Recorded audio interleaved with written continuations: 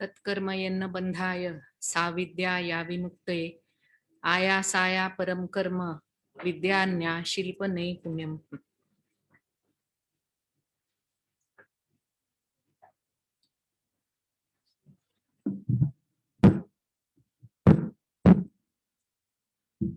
The keynote speaker of this inaugural program of the one-day workshop on NEP, role of teachers in implementation of NEP, renowned uh, a renowned policy maker and one who has got a deep insight into the school education, Shri Chinveer Badradu Garu, and the vice president of this Hindu group of institutions, Shri Lakshmi Narayana Garu, and the secretary, Shri Ramakrishna Murthy Garu, the principal of the Hindu College of Management, and also the president of Bharati Shikshan Mandal in Andhra Pradesh, in Guntur, Dr. Ramana Garu, all the distinguished invitees and all the teachers who are here present, not only on the second floor of this building, but also who are witnessing the program in the ground floor of the building. They have made arrangements in two areas. It is indeed a great pleasure for me to address all the teachers today who play a key role, the most crucial role in the implementation of the policy. The policy has been accepted by the Government of India. It is up to, and the implementation stage has started, and by next year 21-22, in phases the implementation will start, and in this area, in this respect, it is only the teacher who can play a crucial role in the implementation. The policy will remain just a policy if the teachers do not take interest and do not find out what may be the challenges to implement it. The Niti Aayog has identified Bharati Shikshan Mandal, which has in turn assured to conduct about 7,500 750 webinars or seminars all across the country. And the theme is, as given by Niti Aayog, role of the teachers in implementation of the NEP, with the focus on the awareness, the orientation, the challenges, and the possible solution. As regarding awareness is concerned, I must mention in the kit which you have got, Professor Ramana Garu has taken extra pains to have a Xerox copy of the NEP, of the 66 pages of NEP, together with few pages in Telugu, in translation in Telugu. That is the state language here. I really appreciate this initiative by him, because each teacher first has to read the NEP. They have to know what are the new points in NEP. After 34 years, the NEP has the previous one was in 1986. We have seen so many commissions. Dr. Radhakrishnan committee was there. Professor D.S. Kothari committee was there. But many of the policies, many of the suggestions or the points laid down in the policy, they were implemented. Some could not be implemented because of lack of initiative on the part of teachers to ensure that it was implemented. And hence, it is very important that the teacher plays the crucial role. Let me share with you something which Gurudev Ravindranath Tagore was, he answered. He was asked once, what is the difference between culture and education, to which he said, culture is like, education is like a precious diamond, and culture is its glow. The glow of the diamond, that is culture. And dear teacher friends, it is up to you and me to ensure that the glow of that diamond of education, it is seen not only in our country but across the world. And one day our great nation, which has boasted of Nalanda and Takshashila universities, where thousands of students across the globe used to seek admission, all were not lucky enough to get the admission. We have got illustrious alumni of such universities. We have heard of, we know of Chanakya, we know of Bhaskaracharya, we know of Charaka and Sushruta. So in all, whether medicine or technology or education, as education in general, we have had great scholars, and it is these scholars who made India a great nation in those days. And the day is not far. If we all participate with lot of interest, our nation again can become the Vishwa Guru in the entire globe. It has to be the Vishwa Guru. It is the Vishwa Guru, but we have to prove it to everyone that we are the Vishwa Guru. When June 21st has been accepted by the United Nations as the International Day of Yoga, when 175 countries across the globe practice 21st June as the International Day of Yoga, it only means that they have accepted India as the leader in this respect. So again, if we all come together to highlight or to emphasize upon the Indian perspective, which Bharatiya Shikshan Mandal aims at, then it will, as it is the MOOCs courses which we are offering under the Swayam platform, 60% of the students across the globe offering distance education programs are accepting MOOCs courses, MOOCs programs. So which only speaks of the quality of our education, of the courses offered by us.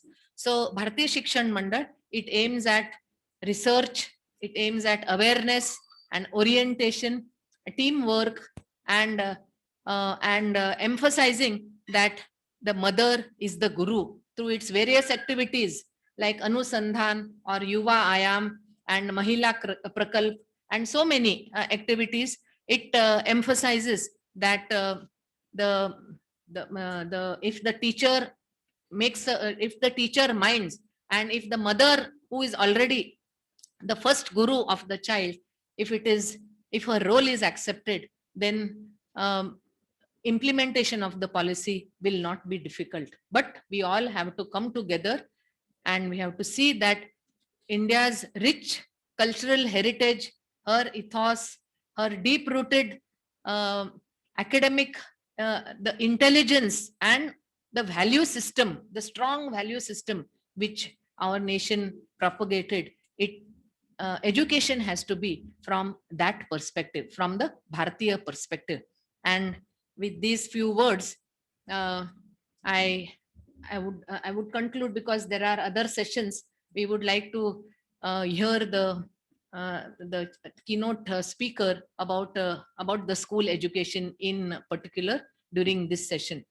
I conclude by saying, let us all come together and let us make this education like the Gurukul system, which was prevailing earlier. Today also, let us have a close touch between the teacher and the taught, and let us popularize the Gurukul environment, the academic ambience which it had in our system of education. Thank you very much.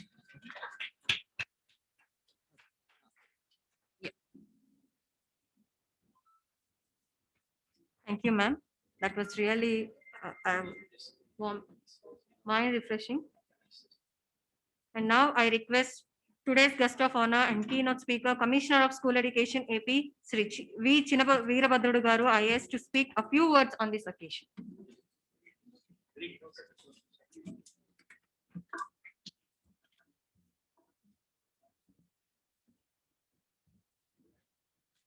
ఈనాటి ముఖ్య అతిథి మీనా రాజీవ్ గారు, వేదికను అలంకరించినటువంటి హిందూ కళాశాల యాజమాన్యం vice president గారు, కార్యదర్శి గారు, ప్రిన్సిపాల్ గారు, మా regional joint director school education, district education officer, ఉపాధ్యాయ మిత్రులారా, మీ అందరికి కూడా నా శుభాకాంక్షలు. జాతీయ విద్యా విధానం, ముఖ్యంగా అందులో ఉపాధ్యాయుల పాత్ర అనే అంశం మీద ఇటువంటి ఒక రోజంతా ఒక కార్య శిక్షణా శిబిరాన్ని ఏర్పాటు చేసినందుకు హిందూ కళాశాల యాజమాన్యాన్ని అభినందిస్తూ ఈ కార్యక్రమం విజయవంతంగా నడవాలని చెప్పి ఆశిస్తూ మీ అందరికీ శుభాకాంక్షలు తెలియజేస్తున్నాను.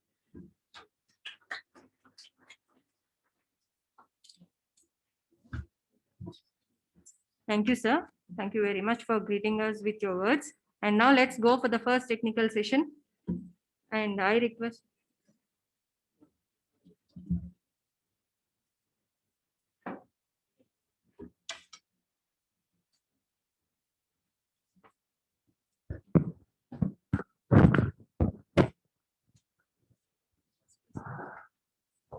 Yeah, Kalyani madam, thank you very much. Chenavirabhadradu garu చాలా బాగా శుభాకాంక్షలు అంటే అసలు గ్రీటింగ్స్ ఎలా చెప్పాలో చెప్పారు sir. We are very glad for that. Now will have the technical session 1 about something called as role of teachers in implementation of national education policy with a special focus on school education. For this programme I request Vasireddy Vidyasagar garu to come and just take part in that whatever is going to happen for the open session and panel discussion with a clap from our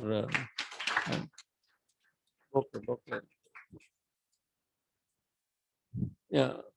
I also request sir, madam, DU madam, yeah, RJD garu Ramani. Sir school ఎడ్యుకేషన్లో ఎట్లా కొంచెం మీరు direction ఇవ్వండి sir. మీరు డైరెక్షన్లో పోతాం. So on the part of Hindu college committee we extend our greetings to Vidyasagar garu and I request SVS Lakshminarayana to be a part of this panel discussion. Once the keynote address is over, we'll start the panel discussion. I hand over the mic to Sri Chenavirabhadradu garu. Thank you.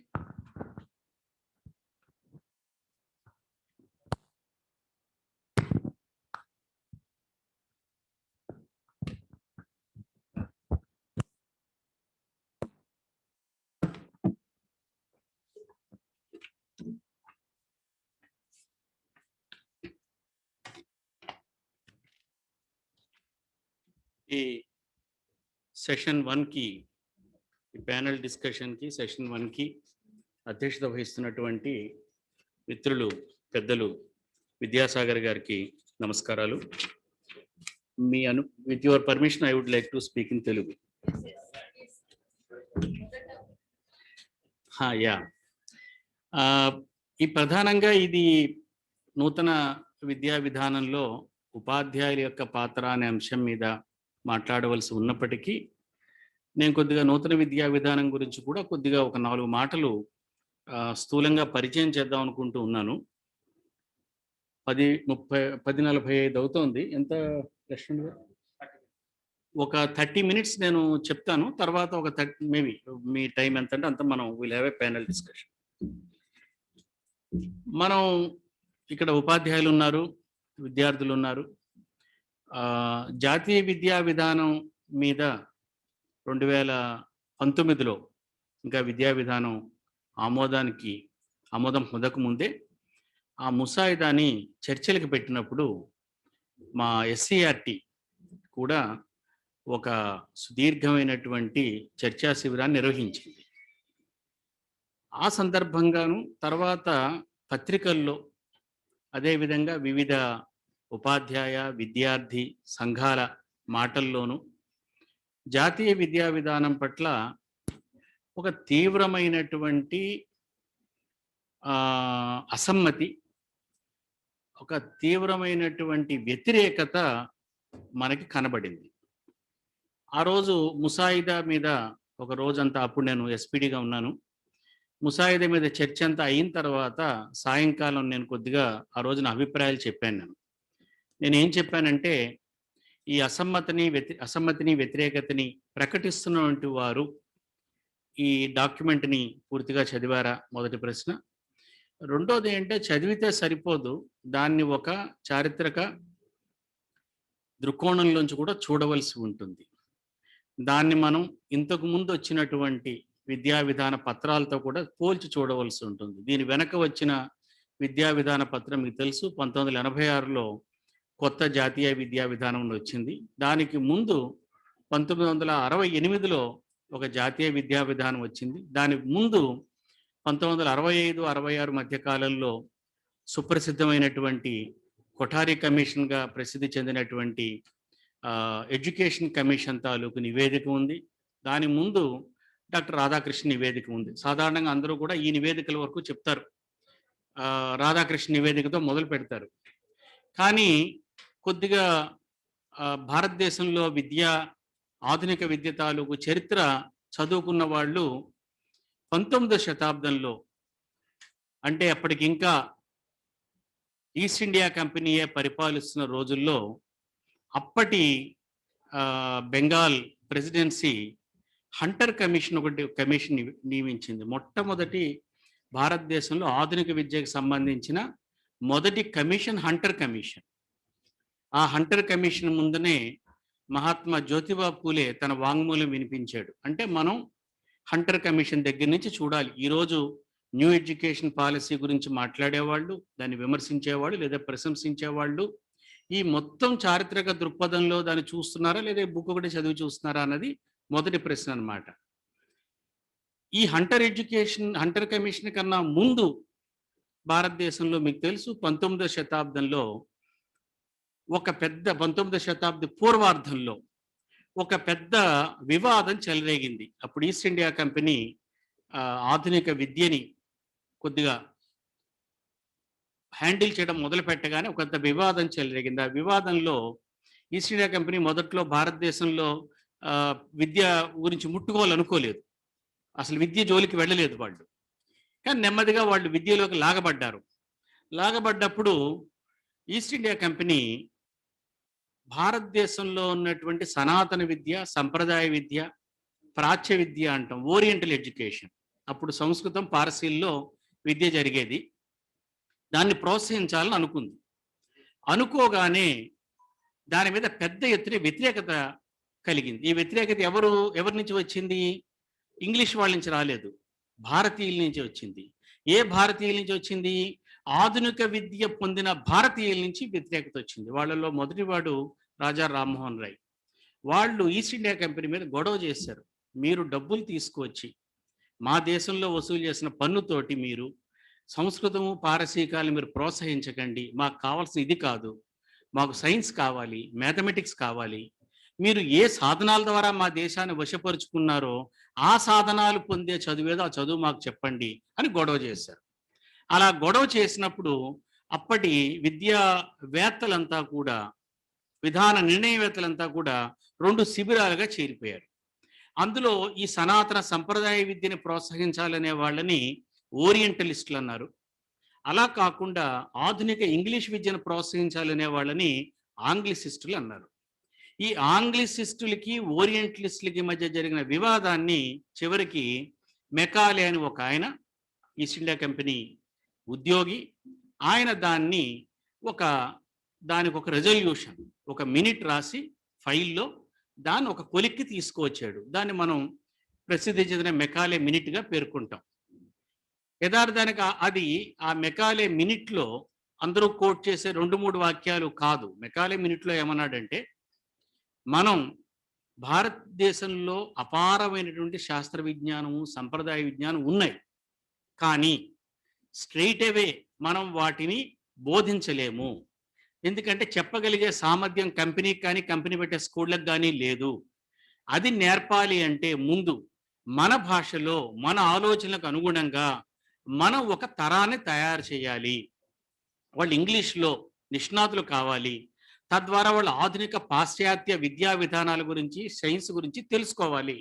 అలా తెలుసుకున్న తర్వాత వారు తిరిగి తమ దేశ భాషల్లో భారతదేశం అంతా తాము నేర్చుకున్న విజ్ఞానాన్ని దేశ భాషల్లో ప్రజలకు అందచేస్తారు అని భావిస్తూ ఆయన ఒక రెజల్యూషన్ రాశాడు.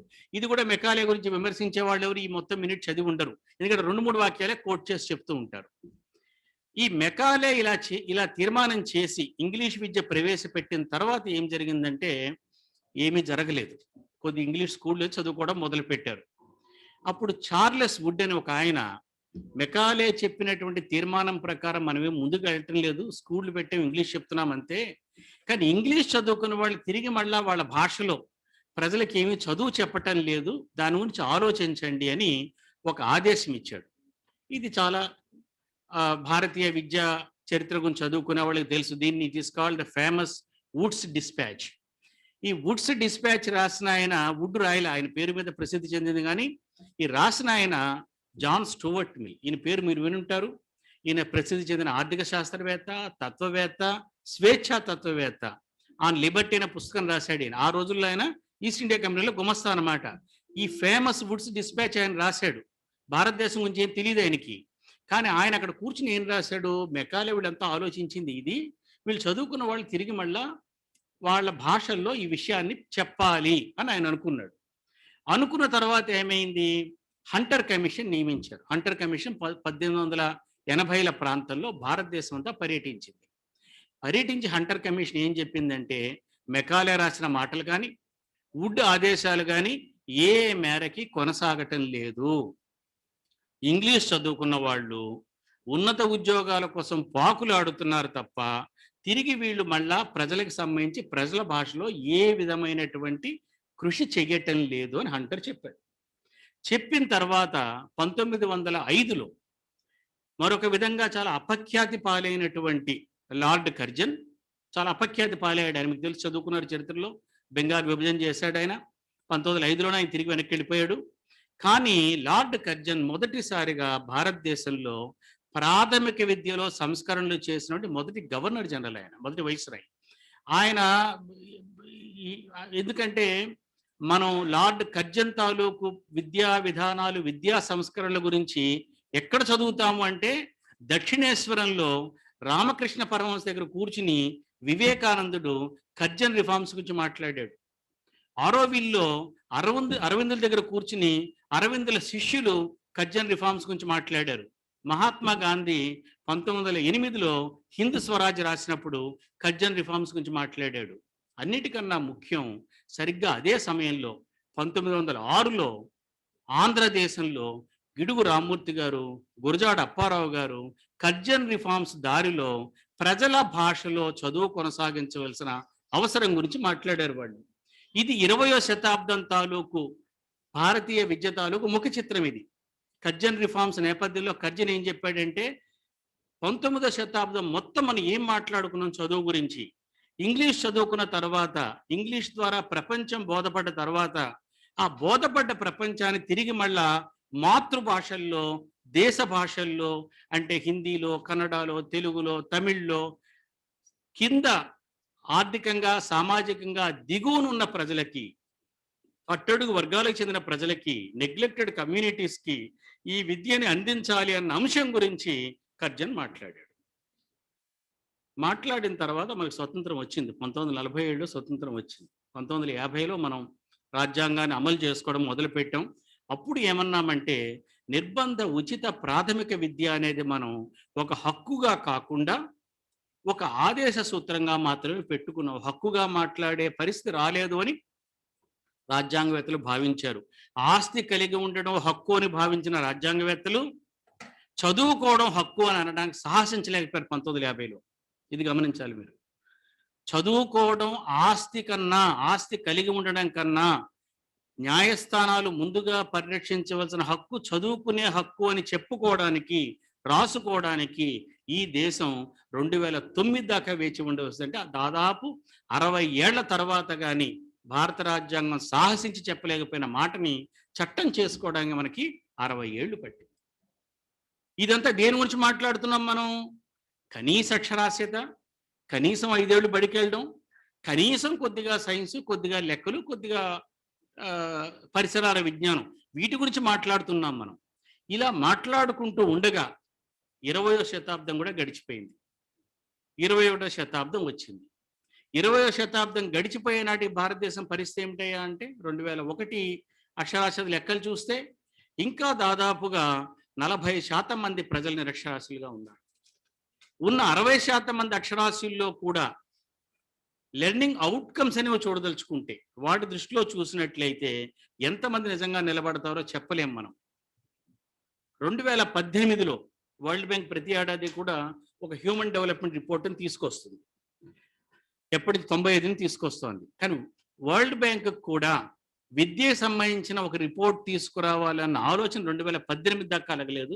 2018లో తెచ్చిన హ్యూమన్ డెవలప్మెంట్ రిపోర్టు కేవలం విద్యకు సంబంధించిన రిపోర్టు. ఆ రిపోర్ట్కి వరల్డ్ బ్యాంక్ ఏం పేరు పెట్టిందంటే లెర్నింగ్ అని పేరు పెట్టింది. లెర్నింగ్. లెర్నింగ్ అంటే ఏమిటి? ఆ మొట్టమొదటి వాక్యం ఏమి రాసింది వరల్డ్ బ్యాంక్ రిపోర్ట్లో అంటే మీకు చాలా ఆశ్చర్యం కలుగుతుంది. 1894లో గిడుగు రామ్మూర్తి అయిన ఒక ఆయన పర్లాకమిడి సంస్థానంలో ఉపాధ్యాయుడిగా పనిచేసేవాడు. ఆయన అక్కడున్న సవర వాళ్ళకి చదువు చెప్పాలని ప్రయత్నాలు చేశాడు ఆయన. అక్కడికి ఆ గవర్నర్ వచ్చినప్పుడు, మద్రాసు గవర్నరు పర్లాకమిడి వచ్చినప్పుడు ఆయన ఆ గవర్నర్కి ఒక విజ్ఞప్తి సమర్పించాడు. ఆ విజ్ఞప్తిలో ఆయన ఏం రాశాడంటే ఈ బీద సవర బాలబాలికలకి మీరు 6 నెలలు కష్టపడి ఎందుకు పనికిరాని 6 ఒరియా అక్షరాలు నేర్పడం కన్నా 6 నీతి కథలు చెప్పినట్లయితే వీరి జీవితం ఇంతకన్నా ఎక్కువ ప్రయోజనకరంగా ఉంటుంది అని రాశాడు. ఎప్పుడు రాశాడు? 1894లో రాశాడు ఈ మాట. 2018లో వరల్డ్ బ్యాంక్ రిపోర్ట్ తాలూకు మొట్టమొదటి వాక్యం ఏమిటంటే స్కూలింగ్ ఈజ్ నాట్ లెర్నింగ్. చూసారా? Schooling is not learning. You should not confuse schooling with learning. అంటే బడికి వెళితే చదువు వచ్చేస్తుంది అనుకోవడానికి లేదు. బడి నడపడం వేరు, చదువు నేర్చుకోవడం వేరు. కొన్ని చోట్ల జరగచ్చు, బడికి వెళితే కూడా చదువుకోవచ్చు. కానీ బడికి వెళితేనే చదువుకుంటారనే హామీ ఏమీ లేదు. అంతేకాదు, మీరు ఆ రిపోర్ట్ చదవాలి. ప్రతి ఉపాధ్యాయుడు, ప్రతి విద్యార్థి ఆ రిపోర్ట్ చదవాలి. ఎందుకంటే ఆ రిపోర్ట్లో మొదటిసారి కొన్ని కొత్త కాన్సెప్ట్స్ పరిచయం చేశారు. అందులో కాన్సెప్ట్ ఏమిటంటే లెర్నింగ్ పావర్టీ. ఇంతవరకు మనం ఎకనమిక్ పావర్టీ గురించి మాట్లాడుతున్నాం. ఇప్పుడు లెర్నింగ్ పావర్టీ, అభ్యసన దారిద్ర్యం. లెర్నింగ్ పావర్టీ అనే పారామీటర్ ప్రకారం చూసినప్పుడు భారతదేశం బీద దేశం మాత్రమే కాదు, కడుబీద దేశం అన్నమాట. భారతదేశంలో కానీ, బ్రెజిల్లో కానీ, ఒక ఆఫ్రికాలో ఉన్న విద్యార్థి కానీ, అదే వయసు కలిగినటువంటి అభివృద్ధి చెందిన దేశాల్లో ఉన్న విద్యార్థి, ఉదాహరణకి 3వ తరగతి విద్యార్థి స్పెయిన్లోనో, ఫ్రాన్స్లోనో, జర్మనీలోనో, అమెరికా సంయుక్త రాష్ట్రాల్లోనో, జపాన్లోనో ఉన్న ఒక విద్యార్థి, లేదా స్వీడన్, స్కాండినేవియన్ దేశాలు, స్వీడన్, నార్వే, ఫిన్లాండ్ లాంటి దేశాల్లో కానీ 3వ తరగతి చదువుతున్న విద్యార్థి, 8 ఏళ్ల విద్యార్థి ఏ సామర్థ్యాలు కనబరుస్తున్నాడో ఆ సామర్థ్యాలు కనబరచడానికి బ్రెజిల్లో కానీ, భారతదేశంలో కానీ, ఆఫ్రికాలో, సబ్సహారా ఆఫ్రికాలో ఉన్న దేశాల్లో కానీ ఉండే విద్యార్థికి ఇప్పుడున్న అవకాశాల ప్రకారం ఎన్ని రోజులు పడుతుందో ఊహించగలరా మీరు? వరల్డ్ బ్యాంక్ ఇచ్చిన రిపోర్ట్ ప్రకారం 3 నెలలు కష్టపడితే చేరుకుంటారా ఆ స్థితికి? కౌంటర్ పార్ట్, ఒక 8 years old child in Finland, 8 years old child in Tadikonda, Guntur or in Vinukonda, వీడు ఆ స్థితికి చేరాలి అంటే ఎంత కాలం పడుతుంది? 3 నెలలు, 6 నెలలు, ఏడాది? వరల్డ్ బ్యాంక్ ఇచ్చిన లెక్క ప్రకారం 275 సంవత్సరాలు పడుతుంది.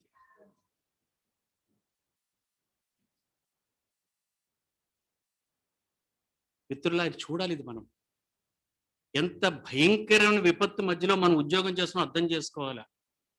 మా ఉపాధ్యాయులకి నా మీద కోపం వస్తుంది. ఒకరోజు మీరు మున్సిపల్ ఎలక్షన్స్ వల్ల సెలవు పెట్టారు స్కూళ్ళకి, ఈ 2వ శనివారం స్కూల్ పెట్టండి అంటే నాకు ఒక ఆయన లెటర్ రాశాడు వాట్సాప్లో, నువ్వు ఉపాధ్యాయుల మీద కక్ష సాధింపు చర్యతో మాత్రమే ఇలాంటి ఉత్తర్వులు ఇస్తున్నావు అని.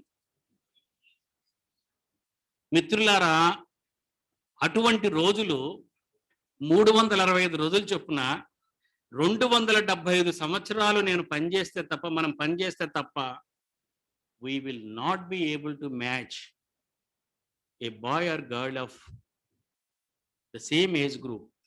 సమస్య ఎక్కడొస్తుందంటే 19వ శతాబ్దంలో ఏ ప్రాంతాలకు ఆ ప్రాంతాలకు పోటీ ఉండేది. 20వ శతాబ్దంలో భారతదేశం అంతా ఒక జాతిగా మారింది. ఒక కేరళలో చదువుకున్న విద్యార్థికి ఢిల్లీలో ఉద్యోగం రావచ్చు, కలకత్తాలో చదువుకున్న విద్యార్థికి తమిళనాడులో జాబ్ రావచ్చు. కానీ ఇప్పుడు ప్రపంచం అంతా కుగ్రామంగా మారిపోయింది. ఈరోజు మీ పిల్లలు, మన పిల్లలు నార్వే, స్వీడన్, ఫిన్లాండ్లో చదువుతున్న పిల్లలతో ఓపెన్ మార్కెట్లో పోటీ పడాలి. ఇప్పుడు ప్రపంచం అంతా కూడా ఒకే విపణిగా మారిపోయింది. ఈ విపణిలో వాళ్ళు అమ్ముకోవాలి. అమ్ముకోవడానికి వాళ్ళ దగ్గర ఏమిటి కాంపిటేటివ్ ఎడ్జ్? ఈ 275 సంవత్సరాల తర్వాత నేను వాళ్ళ స్థితి చేరుతానంటే 275 సంవత్సరాల తర్వాత వాళ్ళు ఎక్కడుంటారు? ఈ నేపథ్యంలో భారత ప్రభుత్వం విద్య మీద ఆలోచించింది. ఎడ్యుకేషన్ ఫస్ట్ అంటే అందుకు. ఎందుకు ఎడ్యుకేషన్ ఫస్ట్? మన దేశంలో, మన సమాజంలో అభ్యుదయ భావాలు కలిగిన వాళ్ళు, వామపక్ష భావజాలం కలిగిన వాళ్ళు, చాలా పురోగామిగా ఆలోచిస్తున్నారు అనుకునే వాళ్ళు, ఇంకా వాళ్ళు భూ సంస్కరణల గురించి మాట్లాడుతూ ఉంటారు. మిత్రులారా, మీరు 200 ఏళ్ళు వెనకబడి ఉన్నారు. మీరు భూమి పంచితే ఏమవుతుంది? ఫ్యాక్టరీ మీద ఆధిపత్యం ఇస్తే ఏమవుతుంది? ఇప్పుడు భూమి కాదు ఆర్థిక వనరు, ఫ్యాక్టరీ కాదు ఆర్థిక వనరు. ఇప్పుడు knowledge is the only resource. జ్ఞానం మీద ఆధిపత్యం కావాలి, విజ్ఞానం మీద ఆధిపత్యం కావాలి, పరిజ్ఞానం మీద ఆధిపత్యం కావాలి, పరిజ్ఞాన కల్పన మీద ఆధిపత్యం కావాలి. అది సాధిస్తే తప్ప మీరు ప్రపంచంలో సమానమైన పౌరులుగా మారలేరు. కాబట్టి దేని గురించి మాట్లాడాలి మనం? భూ సంస్కరణలు కావాలి, కాదనట్లేదు. ఫ్యాక్టరీల మీద యాజమాన్యాలు కావాలి, కాదనట్టం లేదు. ఇవన్నీ నింపాదిగా చేసుకోవచ్చు, తొందర ఏమీ లేదు. ఫ్యాక్టరీ ఎవరు నడిపితేనేమిటి? ఫ్యాక్టరీని నడపడానికి అవసరమైన నాలెడ్జ్ రిసోర్స్ నడిచినంత కాలం. భూమి ఎవరి చేతుల్లో ఉంటేనేమి, ఆ భూమిలో ఏ పంటలు పండించాలో, ఎలా పండించాలో చెప్పే విజ్ఞానం నా దగ్గర నుంచి చెప్పు. నాలెడ్జ్ మీద ఆధిపత్యం కావాలి. ఆ నాలెడ్జ్ మీద ఆధిపత్యం పొందడానికి విద్య గురించి మాట్లాడాలి. అయితే సమస్య ఎక్కడొస్తుందంటే, కేవలం విద్య గురించి మాట్లాడడం సమస్య లేదు. 21వ శతాబ్దపు విద్యకి సంబంధించిన నైపుణ్యాల గురించి మాట్లాడడంలో సమస్య లేదు. ఎందుకంటే 21వ శతాబ్దపు విద్యకి సంబంధించిన నైపుణ్యాలు మీ అందరికీ తెలుసు, మీరు వినే ఉంటారు. 4 C's తెలుసు కదా అవి? Creativity, critical thinking, communications. ఇప్పుడు 5వ C గురించి కూడా మాట్లాడుతున్నారు. సరే, దాని సంగతి తర్వాత చూద్దాం. ఈ నైపుణ్యాల గురించి మాట్లాడడంలో సమస్య లేదు. సమస్య ఎక్కడొస్తుందంటే, ఇప్పుడు మనం మళ్ళా 19వ శతాబ్ది వివాదం దగ్గరికి వెళదాం. ఆ వివాదం ఏమిటి? The great debate between the Anglicist and Orientalist. కొత్త నైపుణ్యాలు ఎంత అవసరమో ఈ దేశంలో సనాతనంగా ఉన్నటువంటి సంప్రదాయ విలువలు కూడా అంతే అవసరం. కలిసి జీవించడం, కుటుంబ విలువలు, దాంపత్య సంబంధాలు, తల్లిదండ్రుల మధ్య, తల్లి కొడుకుల మధ్య, తండ్రి కొడుకుల మధ్య, అన్నదమ్ముల మధ్య, అక్క చెల్లెళ్ళ మధ్య, ఇరుగు పొరుగు మధ్య ఉన్నటువంటి మానవ సంబంధాలు, ఏ సంబంధాల ఆసరా వల్ల భారతదేశం ఎన్నో ఒడిదుడుకులను తట్టుకుని ఇన్ని వేల ఏళ్లుగా ఈ సంస్కృతి కొనసాగుతుందో ఆ వాల్యూస్ సిస్టమ్స్ నిలుపుకుంటూ ఈ నైపుణ్యాలు సాధించాలి. ఇది సమస్య. ఆ వాల్యూ సిస్టమ్స్ వదిలిపెట్టి మీరు నైపుణ్యాలు సాధించడం సమస్య ఏమి లేదు. ఒక 2 పేజీలు డాక్యుమెంట్ రాసేవచ్చు. మొత్తం అన్ని స్కూళ్ళని ఇంగ్లీష్ మీడియం స్కూల్గా మార్చేసేయండి చెప్పచ్చు. కానీ సమస్య ఎక్కడ వస్తుందంటే, నీ భాష, నీ సంస్కృతి, నీ సాహిత్యం, మొత్తం ఇంగ్లీష్ సాహిత్యం అంతా కలిపి 700 ఏళ్ల సాహిత్యం. అది ఇంకా బాగా వెనక్కి తీసుకెళ్తే ఆంగ్లో సాక్సన్ సాహిత్యం దాకా వెళ్ళగలిగితే maximum 8th century. 8th century నాటికి భారతదేశంలో సంస్కృతంలో, పాళీలో రావాల్సిన సాహిత్యం అంతా వచ్చేసింది. మరి ఈ వాల్యూస్ ఏమిటి? ఈ కల్చర్ ఏమిటి? ఈ రెండింటిని ఎలా సమన్వయం చేయాలి? సరిగ్గా ఈ బాధ్యత భుజాన్ని ఎత్తుకుని నూతన జాతీయ విద్యా విధానం రూపొందించారు. అది మీరు గమనించాలి. నూతన జాతీయ విద్యా విధానం నాకు ఇది లేదు, అది లేదని ప్రశ్నించేవాళ్ళు, ఒరే అది ఎందుకు లేదో ఆలోచించు నువ్వు. ఏ 250 ఏళ్ల విద్యా ప్రయాణంలో వచ్చిన, I'm not going to say this is the final destination. లేదు, జాతీయ విద్యా విధానం సర్వోత్తమైన డాక్యుమెంట్గా నేను భావించట్లేదు. నాకు ఈ విద్యా విధానం పట్ల I have my own serious objections, but that is different. నీకు ఇవ్వబడింది ఏమిటి? ముఖ్యంగా నాలాంటి వాడు, నేను 1987లో నేను స్టేట్ గవర్నమెంట్లో జిల్లా గిరిజన సంక్షేమాధికారిగా చేరాను. సరిగ్గా ఒక సంవత్సరం ముందు 1986లో జాతీయ విద్యా విధానం వచ్చింది. అదేమి విచిత్రమో నాకు తెలియదు, కానీ ఈ ఎడ్యుకేషన్ పాలసీ నేను కలిసి ప్రయాణం చేస్తూ ఉన్నాం. జాతీయ విద్యా విధానం వచ్చినప్పుడు, జాతీయ విద్యా విధానం 1986 పాలసీ భారతదేశంలో కొత్త రక్తాన్ని తీసుకొచ్చింది, సందేహం లేదు. కానీ జాతీయ విద్యా విధానం చాలా అంశాల పట్ల మౌనం వహించింది. జాతీయ విద్యా విధానంలో 1986 పాలసీలో ఎడ్యుకేషన్ ఆఫ్ ఎస్సీస్ ఎస్టీస్ ఒకే ఒక్క వాక్యం అంతే. ఎస్సీ ఎస్టీలు అంటే ఒకళ్ళు కారు, ఎస్టీలే ఒకళ్ళు కారు. టాల్స్టాయ్, నేను ఎప్పుడైనా గిరిజనుల గురించి మాట్లాడమన్నప్పుడు, ఎక్కడ మాట్లాడమన్నా నేను ఎప్పుడు కూడా టాల్స్టాయ్ అన్నా కిరణా నవల్లో రాసిన మొదటి వాక్యంతో మొదలు పెడతాను. ఆయన ఏమన్నాడు? సంతోషంగా ఉన్న కుటుంబాలని ఒక్కలానే ఉంటాయి, కష్టాల్లో ఉన్న కుటుంబాలది ఎవరి బాధ వాళ్ళది అని. గిరిజనుల విద్యకు సంబంధించి కూడా అదే సమస్య, ఎస్సీల సమస్య కూడా అదే, బీసీల సమస్య కూడా అదే. మొట్టమొదటిసారి భారతదేశంలో వచ్చిన విద్యా విధాన పత్రాల్లో, కొఠారి కమిషన్లో కూడా లేనటువంటిది, మొదటిసారి ఈ విద్యా విధానంలో ఒక అధ్యాయం మొత్తం వీకర్ సెక్షన్స్ తాలూకు విద్య గురించి మాట్లాడారు. అంతకన్నా ఏం కావాలండి? నాబోటి వాడికి 30 ఏళ్ళుగా చాతక పక్షిలాగా ఎదురు చూస్తున్న వాడికి అసలు అది ఆ చాప్టర్ నాకు చాలా, అంతేకాదు వాళ్ళు విద్య గురించి మాట్లాడడం కాదు, వాళ్ళు స్పెషల్ ఎడ్యుకేషన్ జోన్స్ ఏర్పాటు చేయాలన్నారు వాళ్ళకి. మనం స్పెషల్ ఎకనామిక్ జోన్స్ గురించి మాట్లాడుతున్న దేశంలో స్పెషల్ ఎడ్యుకేషన్ జోన్స్ ఏర్పాటు చేయండి ఈ వీకర్ సెక్షన్స్ కమ్యూనిటీస్ అని మాట్లాడారు వాళ్ళు. ఇది చిన్న విషయం కాదు. ఇది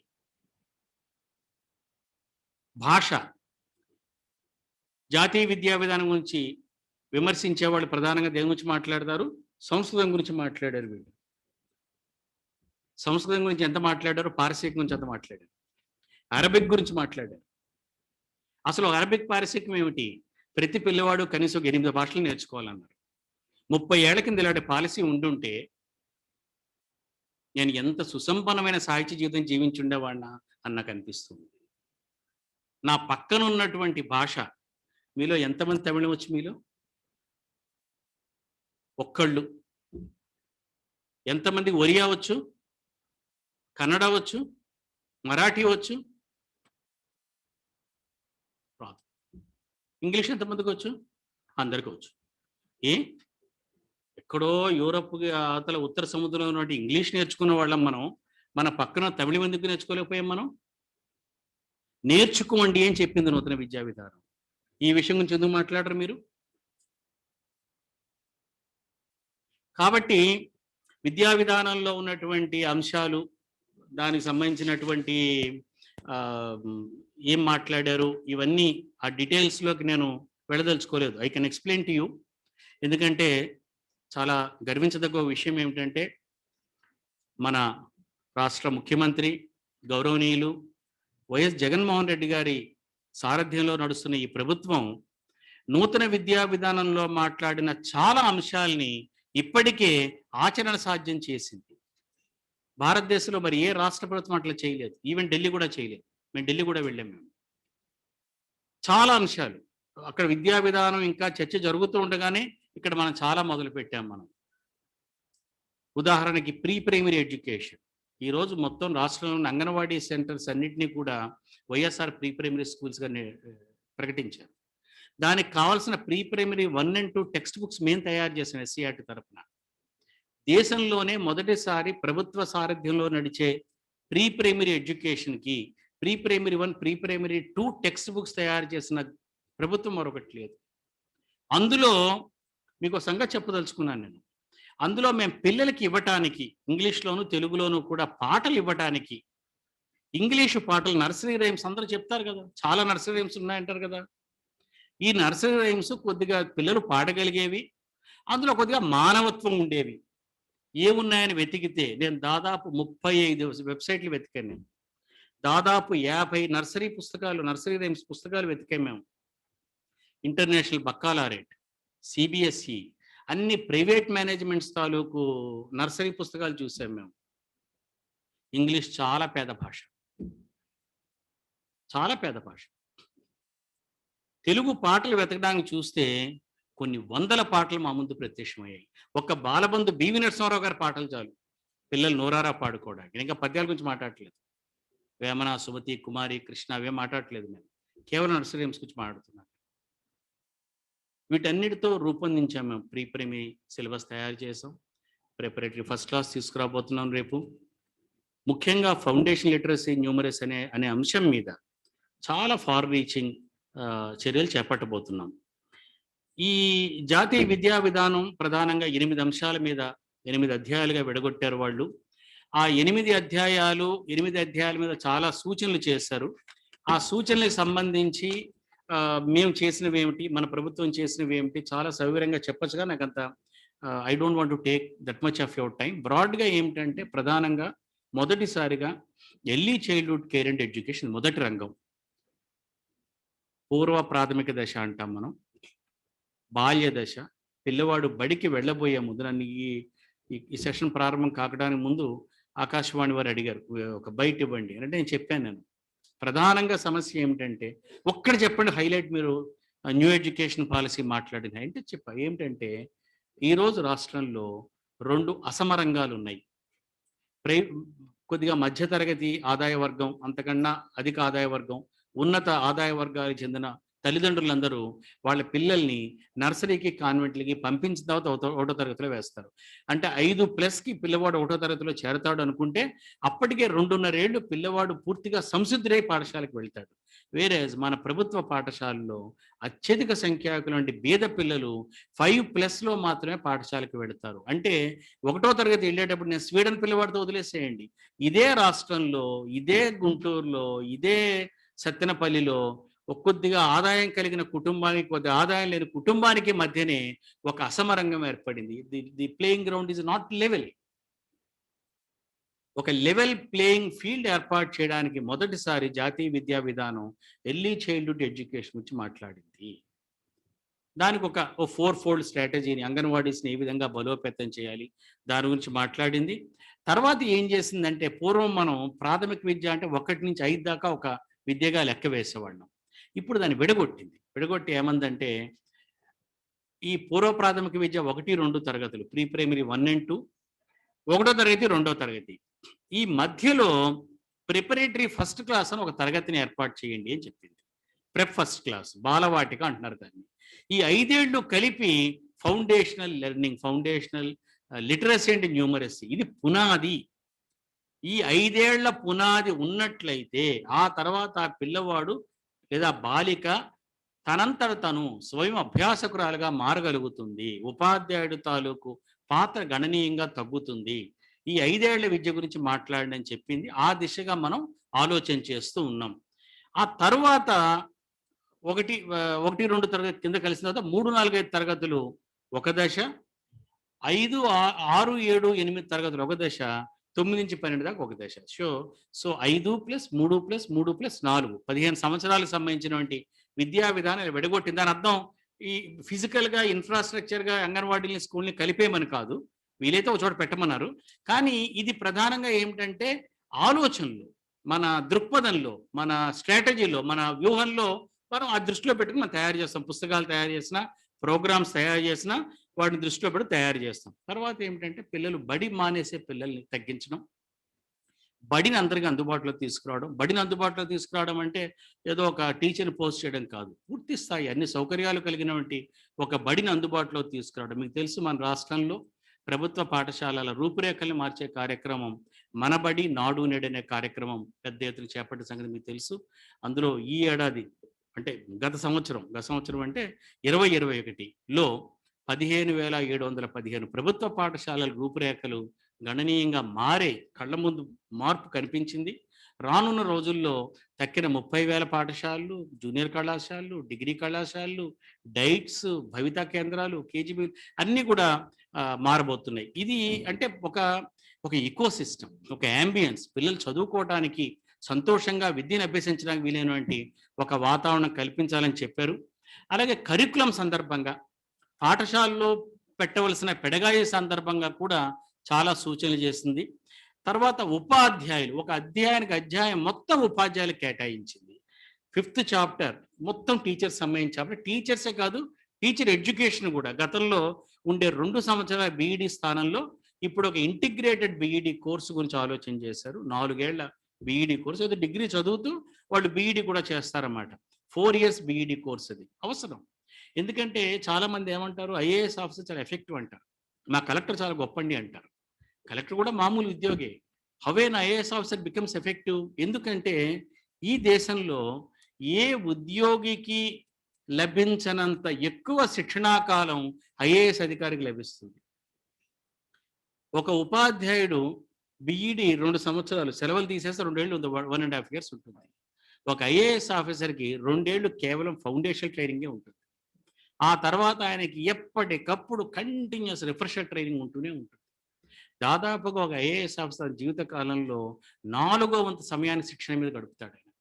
అంత ట్రైన్ చేస్తున్న సొసైటీని డబ్బు ఖర్చు పెట్టి ఐఏఎస్ ఆఫీసర్. కాబట్టి హీ విల్ బికమ్ ఎఫెక్టివ్. ఉపాధ్యాయుడి మీద అంత టైం ఎక్కడ స్పెండ్ చేస్తున్నాం మనం? డిఎడ్ అయితే అది కూడా లేదు, ఇంకా బీఈడి అయితే కనీసం 2 ఏళ్ళు అంటున్నాం మనం. అందుకని జాతీయ విద్యా విధానం ఏమందంటే 4 ఏళ్ళు స్పెండ్ చేయండి. అంటే రేపు నూతన విద్యా విధానం ప్రకారం ట్రైన్ అప్ అయ్యే బీఈడి టీచరు ఒక ఐఏఎస్ అధికారి కన్నా ఎక్కువ కాలం శిక్షణలో గడిపేవాడు అవుతాడు. అవసరం. ఒక పాలనాధికారి కన్నా ఒక ఉపాధ్యాయుడు 4 ఏళ్ళు శిక్షణలో గడిపిన సమాజం ఖచ్చితంగా it will be A better society. అట్లనే గ్రాడ్యుయేషన్ ప్లస్ చదువుకుంటూ గ్రాడ్యుయేషన్ అయ్యే కాదు, నాట్ ఆఫ్టర్ గ్రాడ్యుయేషన్ చదువుతూ టీచింగ్ ప్రాక్టీస్ ఉంటాయి, కరెస్పాండెన్స్ కోర్స్ ఉంటుంది, సెలవు దినాలు వాడతారు.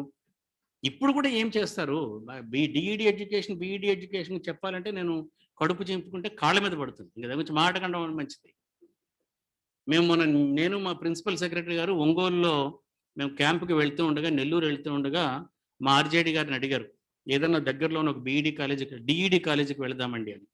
మా దగ్గర జాబితా చూసి గూగుల్ మ్యాప్ చూసి ఈ పక్కనే ఒక డిఈడి కాలేజ్ ఉంటుందండి అని వెళ్ళాం. మేము కారు రోడ్డు మీద ఆపుకున్నాం. మా ఆర్జేడి గారు, డిఈఓ గారు, ఎంఈఓ గారు అందరూ కూడా అరగంట అయింది రాలేదు. ఏమయ్యారంటే వెతుకుతున్నాం సార్ అది ఎక్కడుంది అని చెప్పి. ఆ డిఈడి కాలేజ్ మంజూరు నుంచి ఇప్పటిదాకా ఎక్కడా లేదు. అది it's a non existent DEd college. అందులోంచి ఉపాధ్యాయ శిక్షణ పొందారు, ఉపాధ్యాయులు అయిపోయారు, ఉద్యోగాలు తెచ్చుకున్నారు, చదువు కూడా చెప్తున్నారు. అది మన డిఈడి ఎడ్యుకేషన్. మరి ఆ విషయాలు చెప్పడం మొదలు పెడితే చాలా దుర్భరంగా ఉంటుంది అన్నమాట. తర్వాత ఏంటంటే గవర్నెన్స్.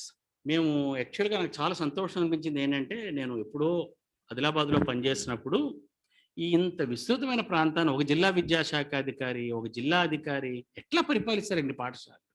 మా డిఓ గారి కంట్రోల్లో దాదాపు 3,000-4,000 స్కూళ్ళు ఉంటాయి. ఒక్క స్కూల్ నడపడమే చాలా కష్టం. మీ హిందూ కాలేజ్ మేనేజ్మెంట్ అడగండి, 3-4 కాలేజీలు నడపడం ఎంత కష్టమో మీకు తెలుస్తుంది. 3,000 స్కూళ్ళు ఎలా నడుపుతున్నాం మేము? మీరు అడగండి. నాకు 45,000 స్కూళ్ళు ఉన్నాయి, గవర్నమెంట్ స్కూల్ మొత్తం కలిపి 65,000 స్కూళ్ళు ఉన్నాయి. ఎలా నడుపుతున్నారని అడగండి. దేవుడు దేవులు నడుపుతున్నాం, ఇంకేమి కారణం చెప్పలేను. In spite of us they are running, because of us కాదు, ఇన్ స్పైట్ ఆఫ్ అస్. మేము ఉన్నా కూడా నడుస్తున్నాయి అవి. ఎక్కడో మేము వాటికి అడ్డుపడట్లేదు, అవి మాకు అడ్డుపడట్లేదు. ఈ గవర్నెన్స్ ఏదో మార్చాలి.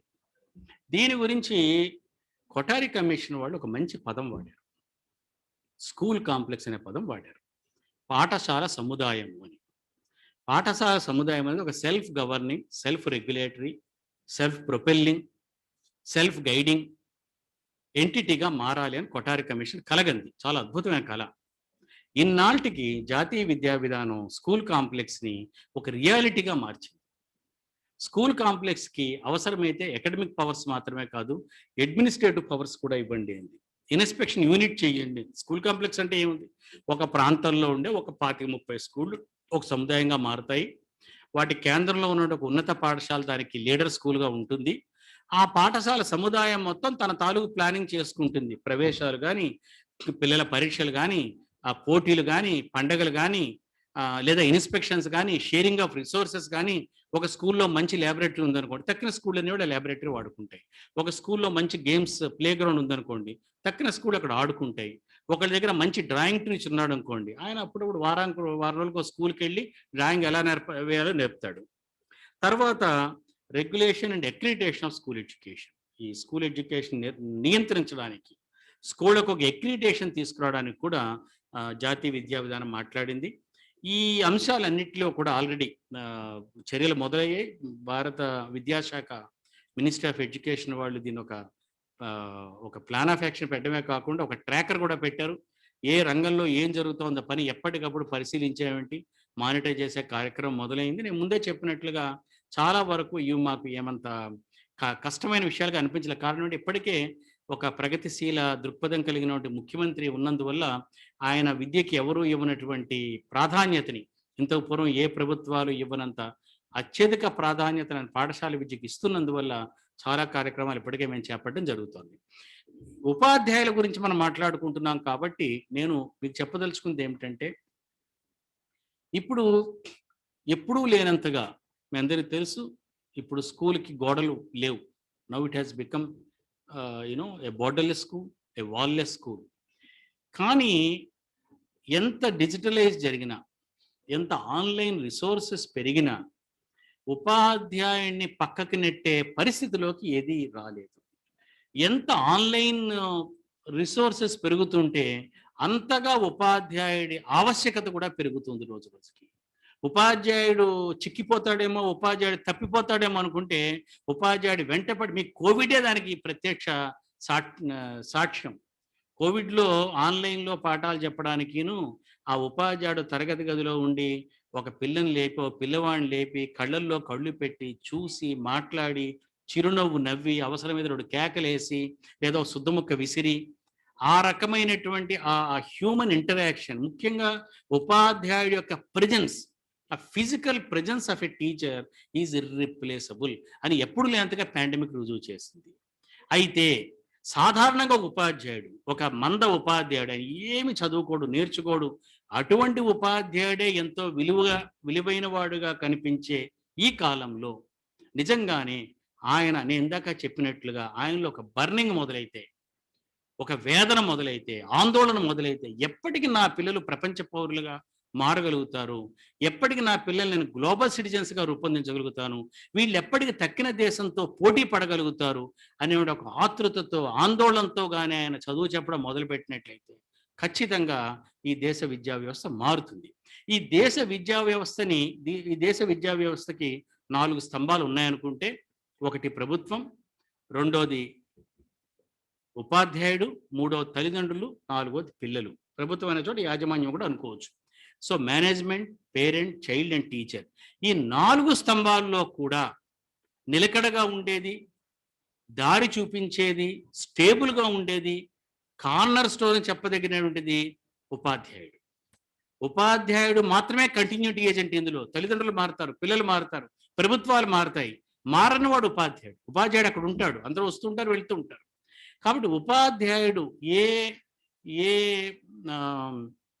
ఎటువంటి ఒక చారిత్రక సందర్భంలో, ఎటువంటి చారిత్రక సమస్యల మధ్య, ఎటువంటి ప్రశ్నలు తలకెత్తుకుని నూతన విద్యా విధానం రూపొందించింది అని అర్థం చేసుకుంటే, నూతన విద్యా విధానం వెనుకున్నటువంటి ఆవేదన అర్థం చేసుకోగలిగినట్లయితే, దాని వెనుకున్నటువంటి నేను ఇందాక చెప్పానే స్థూలంగా ఆ చారిత్రక దృక్పథం ఈరోజు కొత్తగా వచ్చిన సమస్య కాదు. ఇది 200 ఏళ్లుగా భారతదేశం తన అస్తిత్వాన్ని నిలుపుకుంటూ, ఇందాక మేడం చెప్పారే, ఆ భారతీయతను నిలుపుకుంటూ అదే సమయంలో మన పిల్లల్ని ప్రపంచ పౌరులుగా మార్చడం ఎలా అనే సమస్యని తలకెత్తుకుని నూతన విద్యా విధానం రూపొందిందని ఉపాధ్యాయుడు అర్థం చేసుకున్నట్లయితే అతడు తన బాధ్యతని మరింత సక్రమంగా నిర్వర్తించగలుగుతాడు అని తెలియచేస్తూ, నాకు ఈ అవకాశం ఇచ్చినందుకు నేను యాజమాన్యానికి ధన్యవాదాలు తెలియజేస్తున్నాను.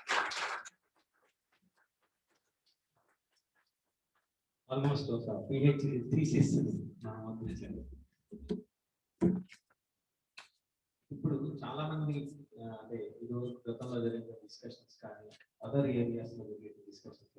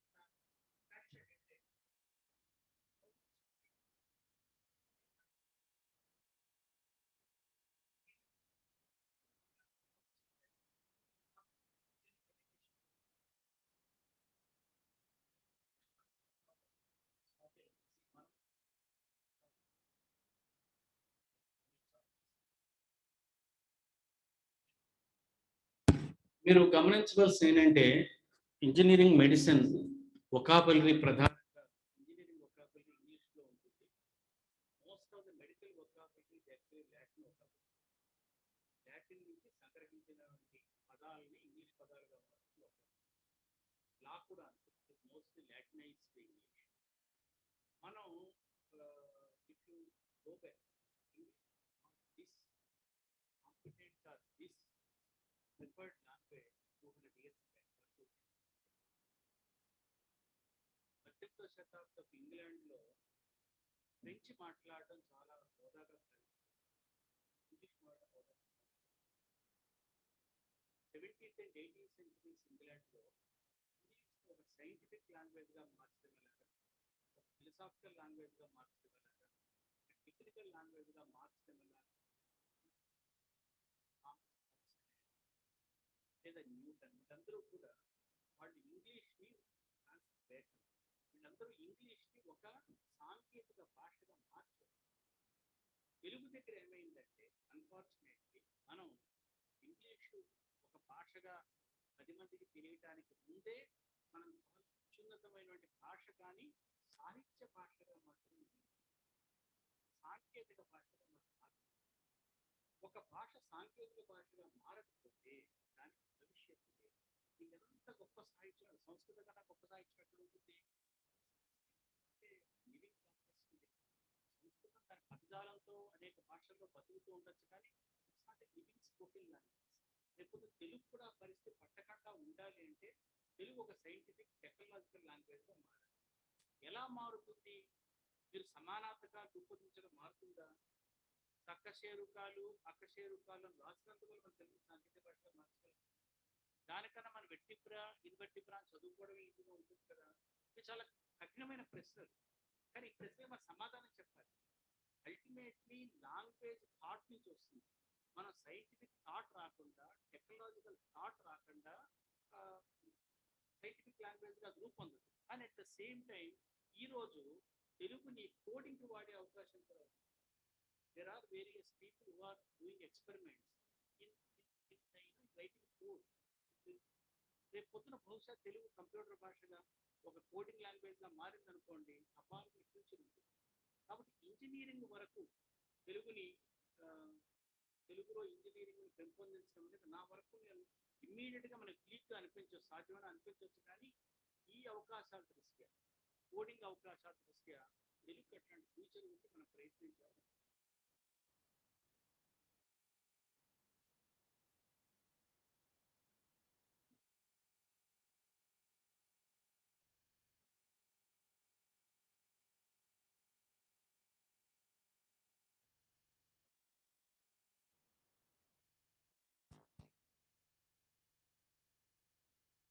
ఎక్స్పెరిమెంటేషన్ మనం వొకాబులరీ ఎక్స్పెరిమెంట్ తీసుకురావచ్చు. చాలా ఏళ్ళ కిందట రుణం కప్పాల్సిన గారు ఒక ఆయన ఉంటారు.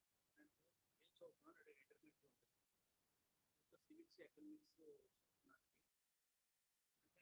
ఈ స్కూల్లో మీకు ఆక్సిజన్ అంటే ఏమని ఏ మీడియంలో చదువుతాం, తెలుగు మీడియంలో చదువుతాం. ఆక్సిజన్ అంటే ఏమని రాస్తారు? ఆమ్లజని రాస్తారు. ఆక్సిజన్ అనే రాయొచ్చు కదా, ఆక్సిజని అని కూడా అనొచ్చు కదా అవసరమైతే. సో ఈ ఇంగ్లీష్ సమానార్థకాలుగా వాడుకుంటూ కేవలం భావం బోధపడడానికి మాత్రమే తెలుగు గ్రామాన్ని వాడుకోవచ్చు. కానీ ఎక్కడో చోట మనం తెలుగు అనే దాన్ని మనం ప్రవేశపెట్టకపోతే ఎప్పటికీ పిల్లవాడికి ఆ భావన ఎప్పటికీ పరాయిగానే ఉండిపోతుంది. తన లాంగ్వేజ్ లో థాట్ ప్రాసెస్ పరిచయం కావాలి. అది ఈ రోజు చేరుతున్న పిల్లవాడు Telugu medium individual experimentation no right to play with the career of a child. But ఇది ఎక్కడో పరిష్కరించవచ్చు.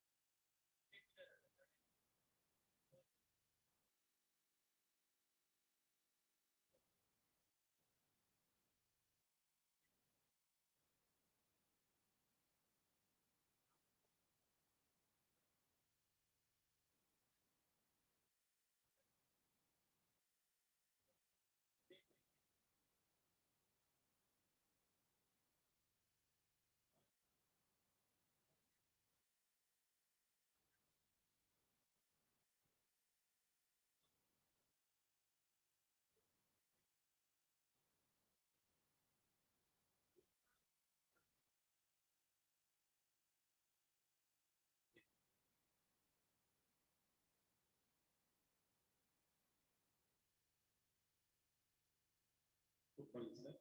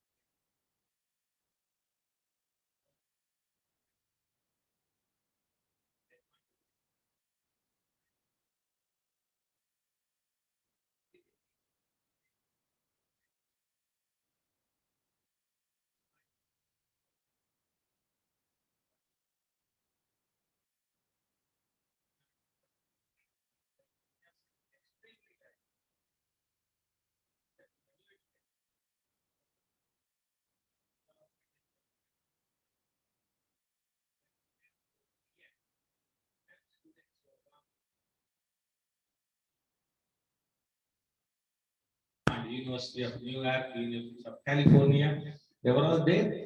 They are all showing their presence. Now they are fighting for the right to live for the blacks. The blacks' rights, they were the people. I thought that my son would have been arrested. Fortunately, things have changed. He was not arrested, but things have changed in America. So we are really blessed to have such type of a personality who has done a mastery on the new education policy. And if such type of people are there as leaders to implement the policies, at least to our state means I mean it's a part of Andhra Pradesh and of course in Delhi also. So that he can give a real light on that. He can answer also. He can answer also. Some of the people cannot show their face, so they want it on the screen. So we are not interested to show them on the screen. So we have a live personality and the towering personality is there. So I request Sri Rattai Garu to speak on this occasion.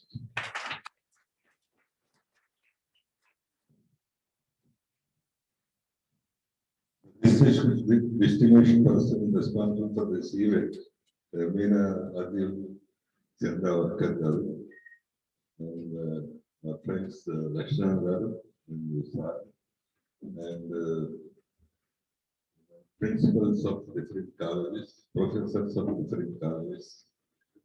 Good morning, everybody. So, the education policy, yes, it has. It's good from the part on the part of the government of India to initiate towards this kind of policy, because for every 10 years, knowledge is being doubled.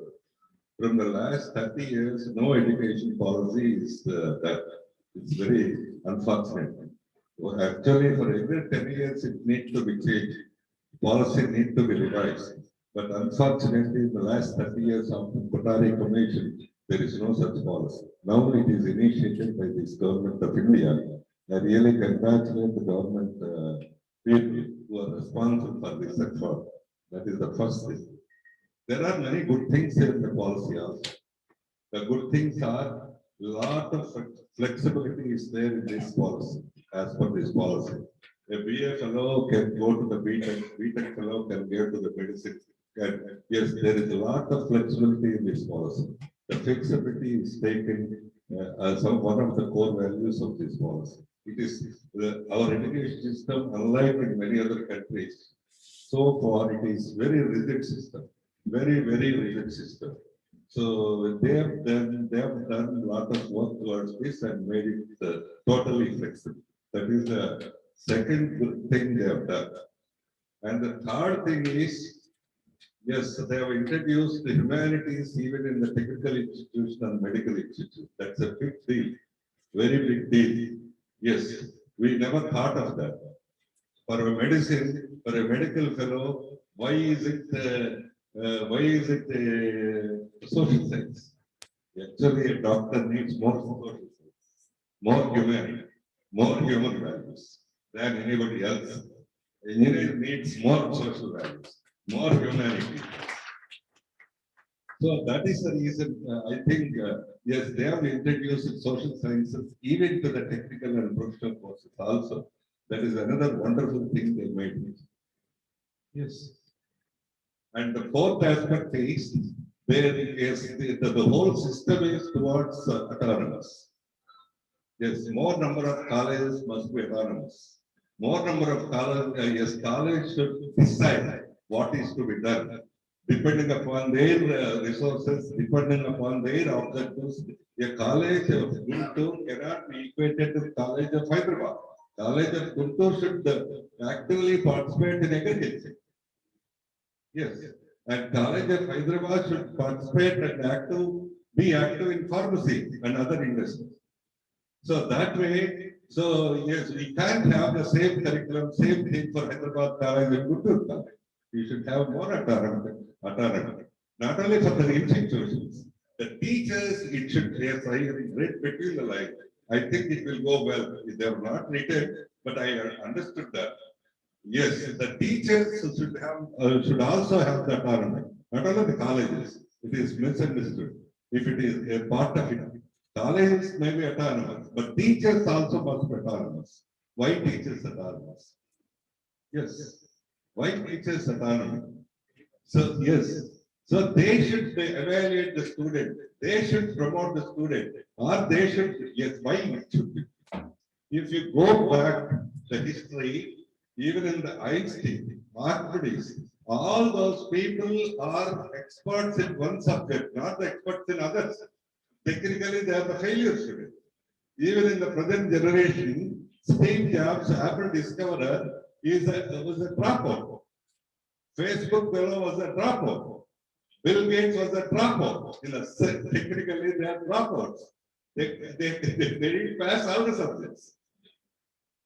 Yes, they are focused, excellent in one area. If the teacher has autonomy, yes, he'll promote that curriculum. Suppose in our situation also, somebody, yes, normally they have to pass 5 subjects, 6 subjects to pass through to promote. But if a student does one area excellently, he published an article in Nature, he developed a project on that. What stops you to promote him if he is not good in other subjects? Yes, that is there in IITs even now. It is the teacher's discretion. It is the teacher's autonomy to promote. It is not the institutional autonomy itself. Yes, the autonomy should go to the teacher level. So that is the kind of policy they have made it. That is another wonderful thing they made. So these are some of the things they made it excellent. But still, however, there are many big gaps in the policy. Big gaps are there. Big issues are there in the policy. The biggest issue is about yes, student is the center of education, no doubt. But teacher is equally the center of education process. If the student is the center of learning process, teacher is the center of yes, making it a process. When the teacher is considered in the policy and the quality of teacher is not considered properly, that is the main issue. Yes, the whole system goes around the teachers, not the administrators, not the IAS officers. The whole system goes around the teachers. So teachers are not given, are given. So it was mentioned only as the teacher training into 2 years and another training 4 years and now and then orientation, development, faculty development. This is not sufficient. What are the measures they have taken to improve the quality of teachers? Yes, that is the main fundamental issue. So what is the status of the teacher now? Status of the teacher is an assistant professor has left the job and joined as a volunteer for 50,000 rupees. In our own state. In our own state, they left the jobs as assistant professors and gone to a 50,000 rupees as a volunteer in a village. It means teaching profession is not a preferred job. It is not a priority job. You have to make a teaching profession as a priority job. If not the first priority like IAS, IPS, or not as a second profession like engineering or forest service. So at least the third or fourth priority teaching profession should be. What it requires. This is not mentioned, not taken care of in the policy of education. What it requires. Yes, to make it third priority or fourth priority, yes, I should become a teacher. I should become a good, I will, yes, what it requires. The requirement is, yes, already 30 years back, Kothari Commission has suggested good salaries and they are paid. Prithviraj is telling, yes, now salaries are good, they are paid. But with the economic situation, does the teacher has the priority? No. Teachers are paid 1 lakh. IAS officer is also paid 1 lakh. Why IAS is preferred than the teacher? Yes. Not monetary. Yes, it is not the monetary thing. It is the social status. It is the social identity that is required for a teacher. What is the kind of social identity in the other countries they are giving it to a teacher? Yes, in some countries, teachers or professors are equated to judges.